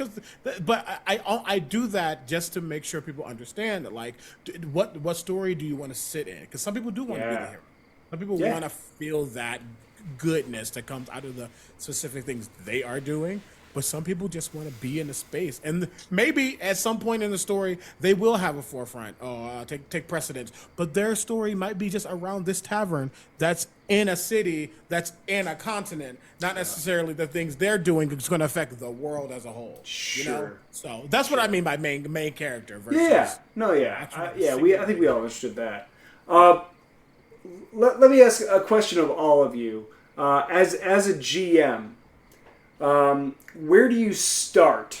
Say, like, and I'm not talking about one-shots, because we've all ran one-shots online or for people at your game show, things like that. And one-shots are usually fun, and the silly, nonsensical things that we all love. If you're running a campaign, if you're going to start a campaign with a group of people, and you know that this is going to be minimum, 10 sessions long, where do you start when you plot out that campaign? Do you have an end goal in mind? Like that they're going to fight this BBE, this big bad at the end, and then work backwards to the beginning? What's your starting point as a storyteller in the GM seat? My general approach is often informed by what the characters give me. So if there's some backstory threads that I can weave together to be like, oh, this is the big bad for arc 1. That's how I choose who the big bad is for the first few episodes, right? Or the first few sessions. It's sure. Okay, great. You both had this evil wizard who did something terrible to the town you grew up in. Great. That's the big bad for this first set of adventures. But I really like starting, if not with a published module to like kick off a campaign and then go something from there. I like to start with at least like the initial premise of a published module. Every campaign that I have ever run, if it wasn't actually a pre-written module, and granted, right, it doesn't have to be like official Wizards, Minds of Phandelver, right? It could be, something I found on DM's Guild, or, right, really good plot hook from a setting that I took and ran with. But I like to take something that kind of acts as this is my anchor point in the world. I have a sense for, like, there's a specific thing that's happening. And then the characters are involved with that, and then whatever happens after that. So you do start at the beginning then. So you do start at the beginning. You give them that one hook at the beginning, and everything grows from there. Yeah, I like to. Okay. So what I also like to do, I like to, during a session 0, do like a test round of combat. And there's a great challenge that I use from I think it was the 3.5 Book of Challenges. 3.5. It could be 3rd edition. But I've got it on my shelf over there. The level 1 challenge is you deliver a bunch of familiars to a wizard's tower. The wizard isn't there, and the wizard's assistant trips and knocks over all the cages, and the cages open up, and all the familiars get loose, and you have to catch them. And I run that for every session 0 because that sounds like an episode of Little Game Masters right there. It very well could be, but it teaches the basic rules, right? How does initiative work? How does combat work? Sure. Except it's non-lethal, right? Like, oh, the snake bites you for 1 damage. Ooh, big deal. Right? Like, no one's gonna die, sure. But you learn the rules. You get a sense for the structure of the game. You get a sense for, oh, well, I need to try to catch this owl, so I'm going to jump off of the couch and catch the owl. And you get a sense for, like it's a very real scenario. You're trying to catch an animal that's on the loose, so people like understand it. And then from there, I go, okay, great. Anyways, you finish that delivery and you get into town, and that's where we'll pick up next time. And then I've got a picking up point for the start of whatever session 1 is. I have a established background to pull on where they all did at least that one job together, and so that's how I like to get people into a campaign, with hey, you've done this job before, you're loosely familiar with one another, and so yeah, that's my my MO. I tell you what, folks, we're gonna take a quick 2-minute break. All right, we're gonna take a quick 2-minute break. If anyone on our panel needs to run, hit the restroom real quick or anything like that, we're gonna do that, and then we're gonna be right back. All right, we'll be back. Give us everyone, chat, stay put, and talk amongst yourselves. We'll be right back.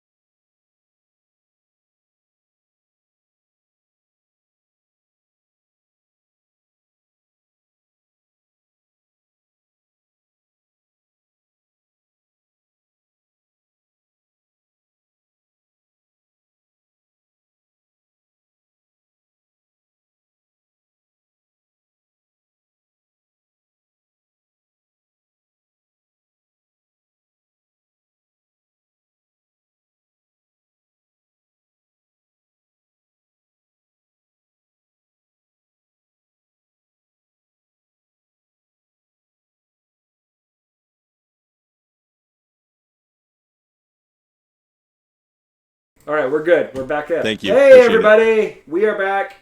We had to get Steven back on his phone was running out of batteries. We got him back on his PC, and we're good to go. Awesome. Steven, let's jump over to you. Yeah. So, quick refresher for my ADHD brain. It's like how do we basically start a story, right? Yeah. How do you? What do you when you're formulating a story? Not necessarily. Yeah. Where the story starts, but how do you start planning a campaign? How do you start planning a game? It for me, it starts with a very, very, very loose premise, and I'll use Fate Forge Academy for kind of how I started this. I think it'd be really cool to tell a magic school that was more about crafting than actually like wizards and stuff like that. So why is that? So I'm going to start building a world around this very specific thing. Okay, so maybe there's not magic innate to people. Wizards and sorcerers and all that stuff are more rare, and that's why this school focuses on crafting, because that form of magic has persisted for some reason. So there's the very basic premise that I'll then go to, that I then went to my players and was like, okay, what story are we telling in this? Like, what are we doing? When you hear this premise, what characters come to your mind? Then we start going from there, and then I start going. I view the world through there's always at least 3 layers of conflict. One is the first layer of conflict is whatever that first arc is going to be about. Okay.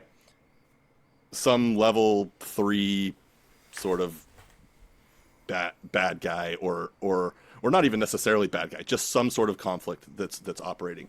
Then there's a second layer that's the forces that might be causing this first level of conflict, right? Whatever forces those are, and then beyond that, and I just keep kind of building. We probably have, like, if I went back and looked at my notes, I'm probably at like 7 or 8 layers now for Fate Forge Academy, and then I finally get to whatever the true big bad of this campaign is, and so it depends on one, like, because you mentioned, like, if it's a 10 session sort of a campaign, we're not going to have as many arcs. Fate Forge is now, we're 4.5 years in, and so we're up into the deity level baddies, right? Sure. And so each one of those pieces informs the next layer, and so that's kind of loosely how that works, and then there's different pieces that start to connect those, and then I take the characters and I build out those layers from whatever is in their background, whatever stories they want to tell. Okay. And does that make sense? No, Because it absolutely. makes sense in my brain, but I No, I never know how well it translates outside of my head. No, for sure. CB. I mean, kind of a mixture of what they've said so far. For me specifically, it depends on how long of a campaign I'm planning on playing. Sure. So if it's like a 4-part campaign, yes, I know what I want the end to be.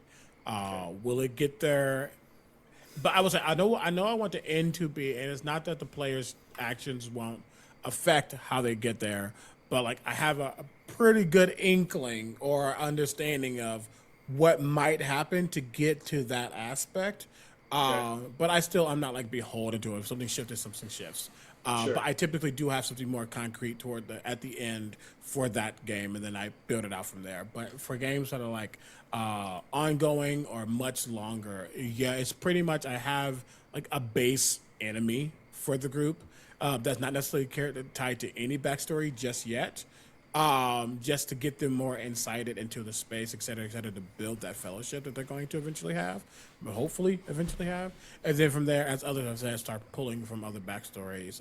Sure. Start seeing what makes the most sense, et cetera, et cetera. One of my games I was playing recently, that's on a big hiatus. I don't know if it's ever going to come back. I was super excited because the big bad was about to be a heavy opponent in someone's backstory, and I've been playing that up because that's so much fun. That's so much fun to give not necessarily a character a chance to be a main character, but it gives them something, a more deliberate tie-in. And then if that fellowship is there, the other players also buy into wanting that person to be dealt with for their fellow party member. Sure. I think that's always fun. But yeah, it all depends on how long of a campaign I'm planning to go.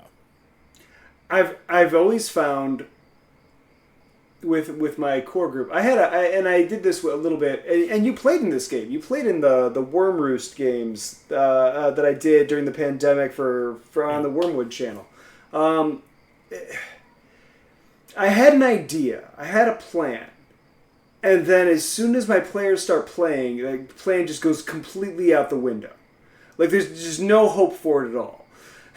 And that's it's a very cliche thing to say as a DM. Like every DM tips video you watch on YouTube will say, plan accordingly, make an idea of where you want them to go, who they're gonna fight, and then take that, crumple it up, and throw it away because it doesn't matter. And part of me loves that, and part of me hates it. Because you take the time to create and build this world for them to play in, and you have these people that have these machinations that are going on in the background, and all these horrible things are happening, and they have the opportunity. And I'm very much the person that if I'm a DM, my players are heroes, and I want them to be able to do the most heroic things possible. Like I want them to do the most nonsensical, great, amazing things, and I want to give them every opportunity to do that. Because otherwise, why are we here? You know what I mean? Like we're here for escapism and to hang out and have a good time and have fun, whatever. But if you're not at the table, and if you're not jumping and swinging on chandeliers and swashbuckling, you know what I mean? Like that feeling of doing something that you'd never do in real life. Like that's what I want to make sure that they do. So I could have an idea, and I've got one campaign that I'm running right now where I've got this long-term thing. And my players, they stumbled upon an old dwarven thaig that's been abandoned for 1,000 years. And they decided to turn that into a business by going down into it, getting all the loot, and selling it on the black market. That's what our game has become.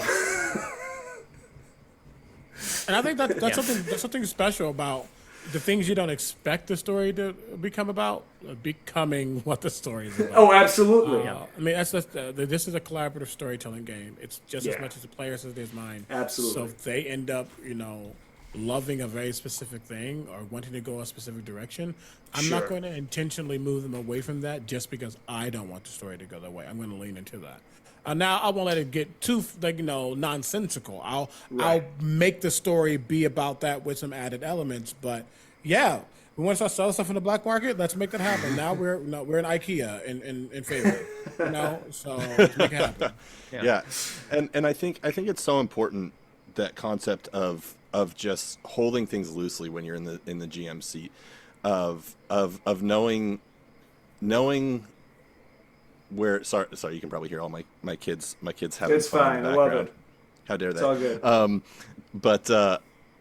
But yeah, I mean you hold things loosely. You have that's kind of why I think about it in layers, because then you can shift those pieces to fit, kind of like what CB's saying. You shift it into a place that fits, and so maybe these NPCs that you created, maybe they need a little tweak now, because the party went somewhere different, Sure. and that affects your whole world. I think it's very easy to get locked into certain ideas when you're GMing, and for me, I've found that I have.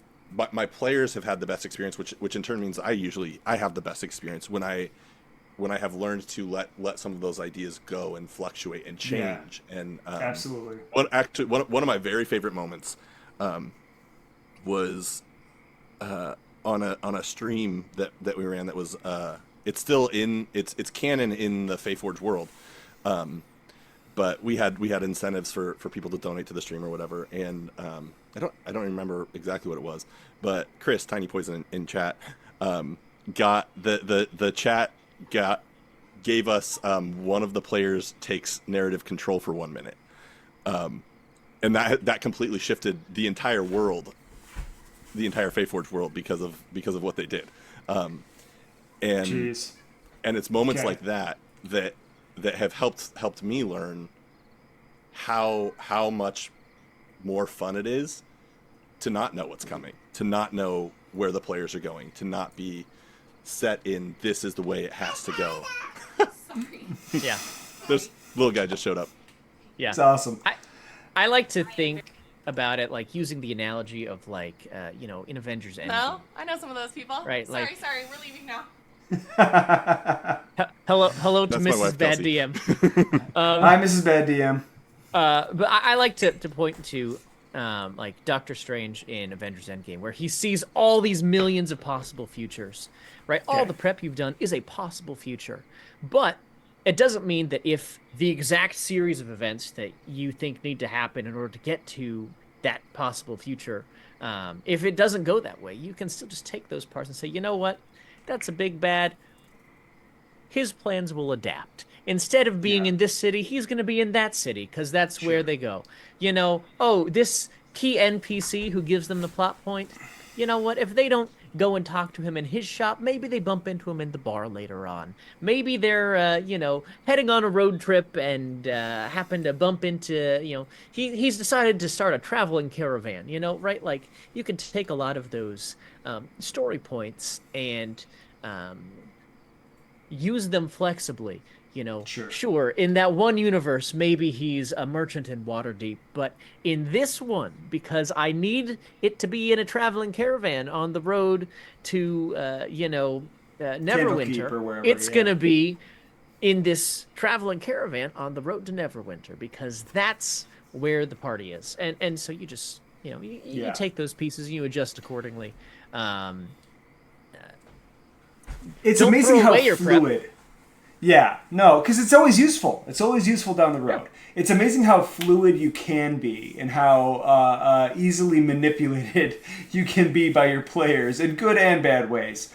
And that kind of brings up the last thing I kind of want to chat about before we do outros.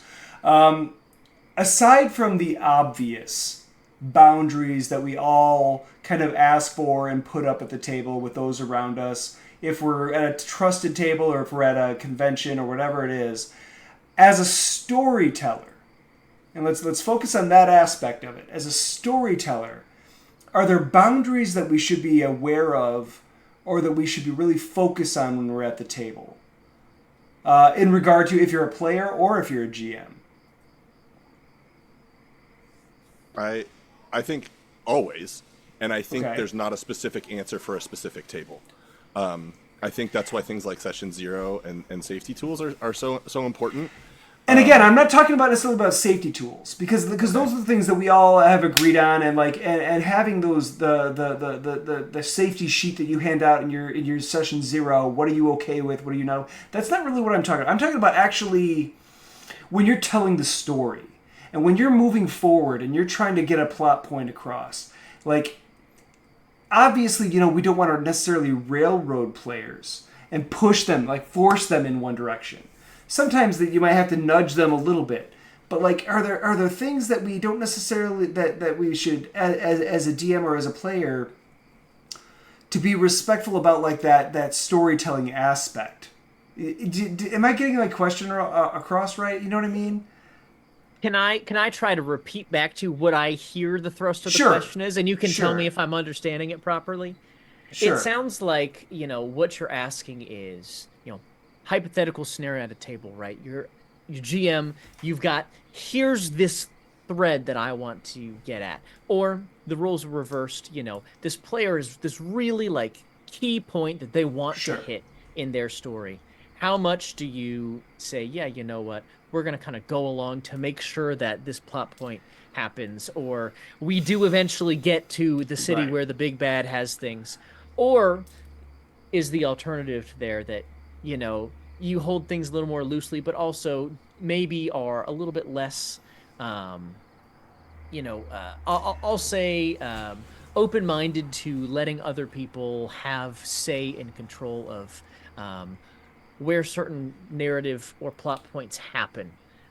Is that a fair understanding and Yeah, restatement? I guess I think boundary may have been the wrong word to use. I think Sure. it's more about where do you see, how do you see that interaction and that cooperation at the table? Like, are there keynotes that people could hear from you now and say, oh, this will make me a better player. Oh, this will make me a better GM as far as the storytelling aspect goes. Maybe that's more of the question, that like as a one-off, what's one thing that you would love to say makes you a better player or a better GM as a storyteller?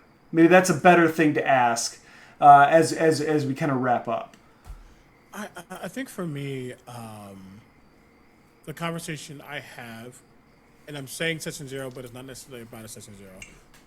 But a thing I bring up specifically is trust. And more specifically, you have asked me to be your GM for a reason. You have asked me to guide the story in a space that you want me to guide it into. You've asked me to help facilitate a story for you to be able to experience and have a good time. Trust that I'm going to do what's best for this moment, for good or for bad, to help that story be told. A lot of people, I'm not saying a lot, but I do see that a lot of folks, I don't want to call it backseat DMing, but they don't have trust that their GM is going to do what they want, or it more so what is being called for in a moment for a character. So I try to like really stress that, like, I got you. I want you to succeed. Don't get me wrong. I also want the story to be told. Just trust that if something seems bad right now, it's not always going to be bad.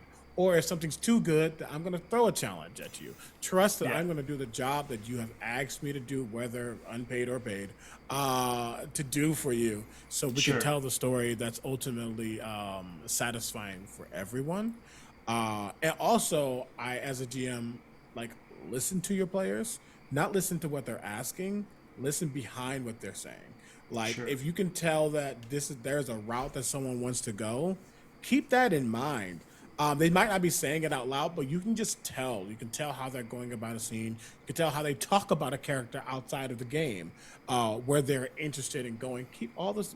When I say I have notepads all over this house, so when I get an idea, or if I'm in a call with somebody, or if I'm talking to somebody and they say, I want X, Y, and Z, I've already written it down. So I can call back to it later and they go, oh my God, you were listening. Those are some things that are going to accelerate you from a pretty standard GM to a personalized GM that people are going to really want to play with in the future. That's a great point. Yeah.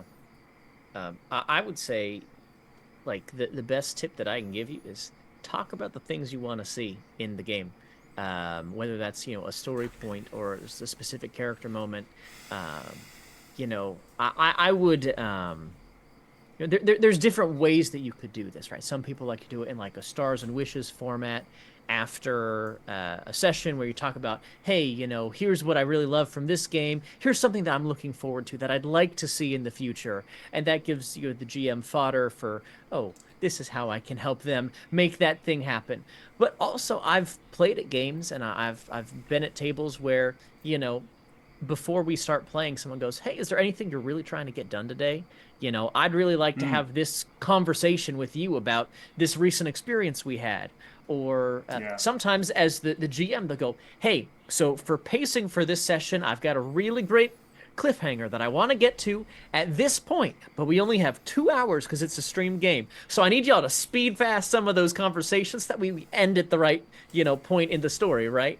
And obviously that's going to look different based off whether it's a home game, a streamed game, whether it's a group that has played together a lot versus a group that is playing together for the first time, and what that comfortability looks like will change how you want to do that. But if there's something that you would like to see happen in the game, if you don't tell people, they can't facilitate that happening. But if I come to this group and I say, hey, I'd really love at some point in our session today to have a moment where I can, say a prayer to my deity and express to them, what my goals are, and maybe they'll give me some guidance. If I say that before the start of the session, my hope is that then the DM will say, great, you've got a little bit of downtime if anyone wants to do something. Or, the rest of the group will be like, oh, hey, I know you wanted to swing by the temple on the way out of town. We can do that, and kind of like set you up for the slam dunk moment that you're looking for. Yeah, and sorry about that. Yeah, I'll piggyback on that and say, from a GM standpoint, secrets are sometimes overrated. They can so be honest about a player map. Now we all have stuff that we want to use to surprise the table or plot twists and all that stuff, and those things are great. I think that at the end of the day, though, like one of the things I try to do is say, hey, this is where I see this session going. If y'all have other plans for it, if you have something that you really want to do, please let me know. Just to give me a heads up so I can have some stuff prepped for you, especially because a lot of this game is improv, right? We make stuff up on the spot over and over and over and over again as players and GMs. But the significant things, right? We want to have prepped. We don't. As a GM, I know that my player's backstory is who that player is that's how they're seeing the game, right? They're seeing through the lens from this character. And so if they go to me and say, hey, this is an important piece to me, right? I don't want that sprung on me in the moment so that I can honor that character's backstory. So I can honor the effort that player has put in the same way that as a GM, right? We want the players to, when we describe some sort of monument or whatever it is that they encounter, like we want them to interact with our world. They want us to interact with their players, with their characters. And so when you lay out like, this is where I see this is going, this is the arc we're focusing on, like right now, player X is kind of, this is the backstory we're digging into as a group. Like giving all that information allows the party and yourself as a GM to focus on that role play and stuff like that, and worry less about making stuff up on the fly and oh, I hope I did okay by that character that really surprised me. And there will always be moments like that, but doing your best to find ways to honor those and listen. And I think when I'm hearing a thread between what the three of us are saying, it is listening, right? It's a collaborative game. It's a conversation, and in a conversation, if you're the only one talking, you are no longer in a conversation.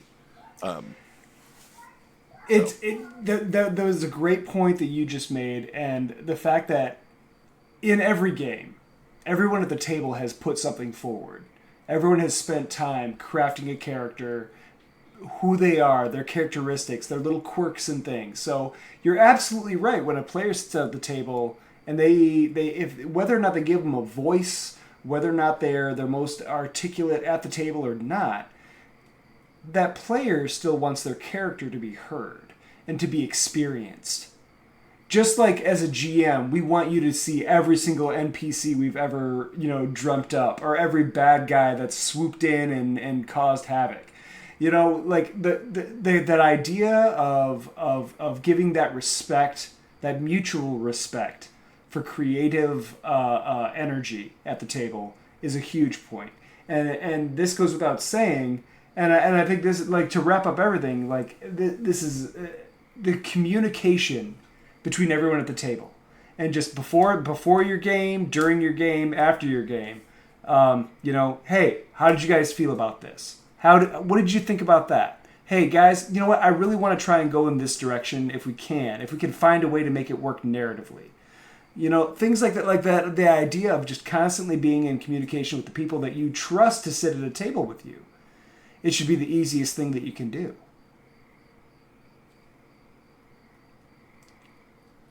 And nobody's saying anything else, so I think that wraps it up. We are agreeing. It's like, yeah, that's pretty much it. That's pretty much friggin' it. Yeah. Nobody else needs to say anything else about that. All right. Well, I'll tell you what. We're right about the end point. Like, I don't ever want this show to go longer than 2 hours because people got stuff to do. So what I'm going to do right now is we're going to go around the horn one more time. We're going to give everybody an opportunity to tell us what you're working on. What's going on? What have you got in the boiler, so we can kind of give you guys some support and some love. If you're online, so we can give you guys some follows. If you got a project on DM's Guild, or if you got a project even bigger than that coming out, whatever it is. So let's go around. Steven, what are you working on? What's happening? How can we show you some love? I'm always working on Faeforge Academy. Awesome. I think we're about to release episode 167. Whoa! Something like that. That's awesome. I ran out of fingers a while ago, so I'm not exactly sure what the number is. But yeah, we've been going for 4.5 years. Check it out. We have an amazing cast. We get awesome guests come in, like Omega. It's been one of the joys of my TTRPG career has been making this show. So go follow at Faeforge Academy on stuff, or in your podcast app of choice, and check it out. I think you'll enjoy it. That's it. That's what. Right. Where do we find you online? At @the_bad_DM on any social media site, except I think the Blue Sky one, I don't think they allow underscores, but one of them doesn't. I don't know. But mostly, I mean, I've even been in chat as Faeforge Academy. Okay. But yeah, that's where you'll find me. Josh, what do we got, bud? I am still kind of laying the groundwork for some very exciting things that I wish I could talk more about. But the tease I can give now is I've been working on my own original tabletop game system for like 9 months now, and I'm starting to very seriously look at what does crowdfunding this thing look like. So you'll hear more from me in the coming months about that as I'm figuring out all of the details. Yeah, I'll post about it. So just follow me on social media, or not on social media. You could just go to my normal website where people browse on the internet in case, social media dies or something. Sure. It's Joshua M. Simons on social media, or joshuamsimons.com on not social media. We will play test your game right here, the four of us. We will do it on stream and let everybody see it. I could see that being fun. You're all contractually obligated to do that now. Omega. Hi, everybody, again. I'm Omega Jones, also known as the Critical Bard across all social media channels. I got way too many things happening. I'm in a bunch of actual plays. On Tuesdays, you can catch me on twitch.tv/Wounded Warrior Project for the Fourth Age, which is a Lord of the Rings actual play set in the Fourth Age. And we had a session literally earlier today, and one of our characters got shot with the Orcish arrow, so that's fun. So yeah, check that out. It's been a blast. We've just now started. Well, we're 4 episodes in, so that's a good time. Okay. On Thursdays, you can catch me on twitch.tv/Captain Robert's channel for our actual play campaign of Vecna Eve of Ruin, which is the newest module that has just come out. That's also a good time. Having a great time over there.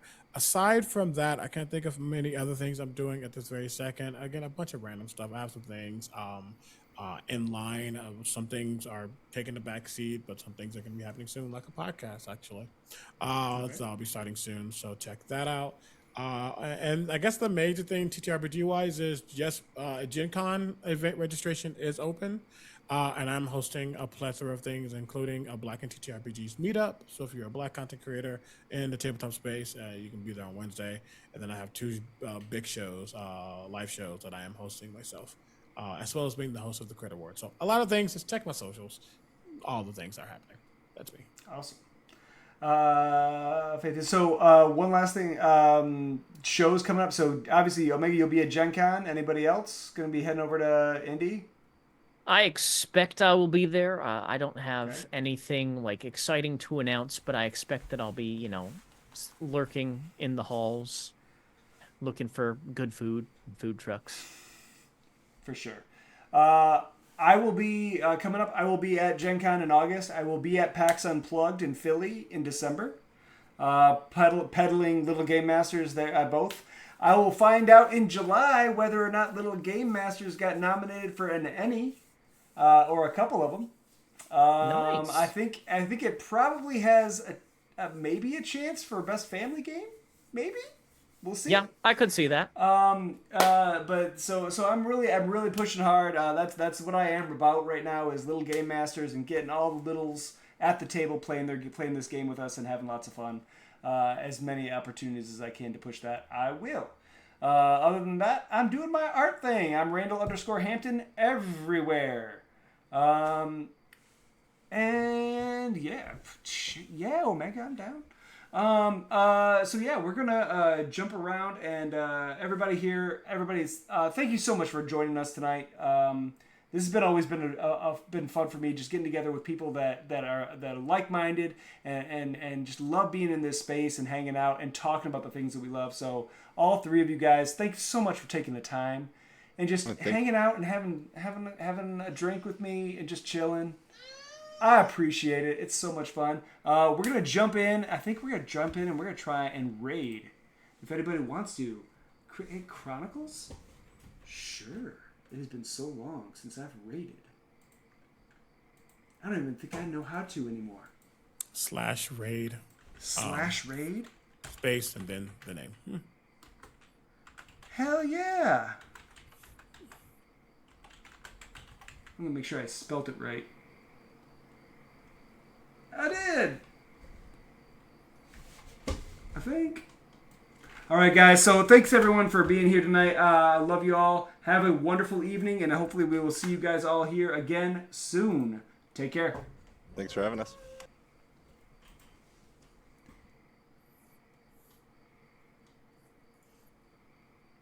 Did it go? The raid takes a moment, and so Yep. We're still here just chilling. great, awesome, love it. But yeah. Love it. All right, thanks.